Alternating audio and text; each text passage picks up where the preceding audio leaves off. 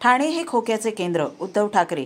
आताचे भाजपमधील चित्र पाहिले तर याच संकरित भाजपसाठी संघ भाजपच्या कार्यकर्त्यांनी आपले आयुष्यपणाला लावले का असा प्रश्न त्यांनी उपस्थित केला। ठाणे हे खोक्याचे केंद्रबिंदू आहे। या केंद्रबिंदूच्या बुडाला मशालीने आग लावली तर संपूर्ण राज्य गद्दारमुक्त होईल अशी टीका करत गद्दारांना क्षमा नाही हे आनंद दिघे यांचे संस्कार विसरू नका असे आवाहन शिवसेना ठाकरे गट पक्षप्रमुख उद्धव ठाकरे यांनी शनिवारी ठाण्यातील सभेत बोलताना केले।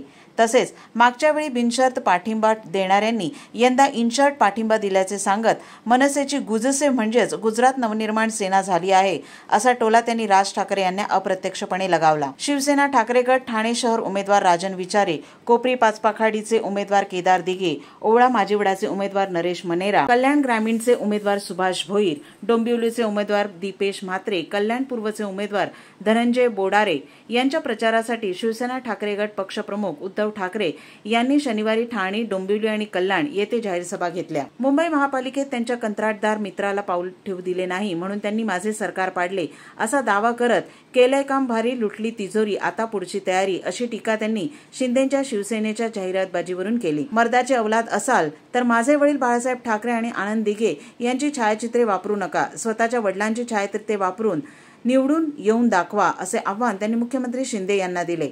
काही जण चोरून वारसदार झालेत, परंतु मी आणि केदार दिघे असे आम्ही दोघेच रक्ताचे आणि विचारांचे वारसदार आहोत असाही टोला त्यांनी लगावला। निष्ठा, स्वाभिमान नावाचा प्रकार आताच्या भाजपमध्ये राहिलेला नाही।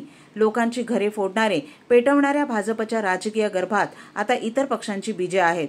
त्यामुळे आताचा भाजप हा संकरित भाजप झाला आहे अशी खरमरीत टीकाही त्यांनी केली। यापूर्वीच्या भाजप राष्ट्रीय स्वयंसेवक संघाच्या कार्यकर्त्यांनी घरावर तुळशीपत्र ठेवून पक्ष संघटना वाढवण्यासाठी घरदार सोडले।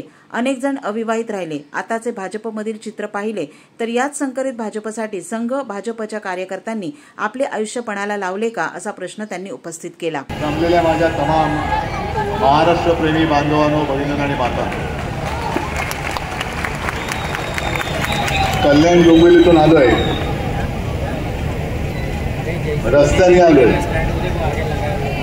तरी सुद्धा सरळ तुमच्या समोर उभा आहे हे आश्चर्य आहे। कारण रस्ते कसे तुम्हाला कल्पना आहे, तुमची तर रोज वेगळाच असेल। रस्ते खात खात तुमच्यापर्यंत पोहोचलोय। केंद्रबिंदूलाच एकदा मशाल त्याच्या बुडाशी लावली की संपूर्ण महाराष्ट्र गद्दार मुक्त होणार आहे। ही निवडणूक केवळ उद्धव ठाकरेच्या अस्तित्वाची किंवा शिवसेनेच्या अस्तित्वाची नाही, तर आपल्याला गद्दार मुक्त महाराष्ट्र करायचं। एक सुद्धा गद्दार या महाराष्ट्रामध्ये वळवळता कामा नये। लोकसभेमध्ये तुम्ही पराक्रमाची शर्त केली, चांगली भरपूर मतं मिळाली, 5-5.5 लाख मतं मिळाली। समोरच्यानं वाटलं होतं हे काय उभेच राहू शकत नाही, आणि जी टक्कर तुम्ही दिली ती दिल्यानंतर मला खात्री आहे ते ठाणेकर शिवसेनेवरती प्रेम करतात, शिवसेना प्रमुखांवरती प्रेम करतात आणि दिघे साहेबांवरती प्रेम करतात। त्यांना सुद्धा एक ताकद मिळालेली आहे। ठाण्याला जो कलंक यांनी लावलेला आहे, संपूर्ण ठाणं हे देशामध्ये गद्दारीचा कलंक लावून आणि बदनाम करण्याचा प्रयत्न केला। कलंक यावेळेला पुसून टाकण्याची जबाबदारी ही ठाणेकरांची आहे आणि संधी सुद्धा आता 20 तारखेला आलेली आहे। मी येताना होर्डिंग बघत होतो, कल्याणमध्ये पण बोललो,